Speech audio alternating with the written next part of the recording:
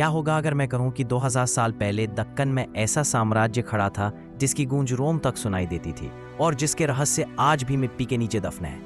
भारत एक नए युग में कदम रख रहा था। यहाँ एक नाम उभर रहा था, सातवाहन, एक ऐसा वंश जिसने उत्तरी भारत की शक्तियों को चुनौती दी और दक्षिण को अपनी मुट्ठी में लिया।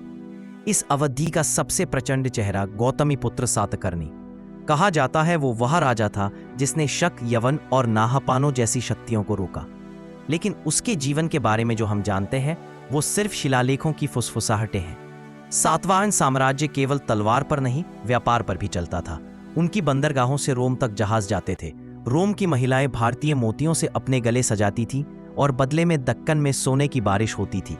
लेकिन क्या आप जानते हैं, आज भी इस साम्राज्य के असली नक्शे, उनकी भूमिगत सुरंगें और उनके खजाने की कहानियां पूरी तरह सामने नहीं आई। आखिर सातवाहन साम्राज्य अचानक कमजोर कैसे पड़ा?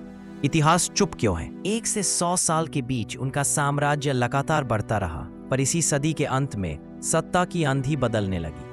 छोटे शासकों के विद्रोह, उत्तर में शक्तिशाली कुषाणों का दबाव और समुद्री व्यापार में गिरावट।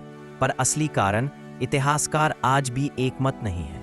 सातवाहन शासन ने दक्कन की संस्कृति को आकार दिया। प्राकृत भाषा, व्यापार मार्ग, बौद्ध गुफाएं, ये सब उनकी छाप है।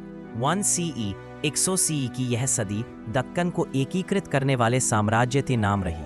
सातवाहन साम्राज्य मिट चुका है, पर उसका रहस्य अभी भी दक्कन की हवाओं में तैरता है। क्या हम कभी इस महान शक्ति की पूरी कहानी जान पाएंगे?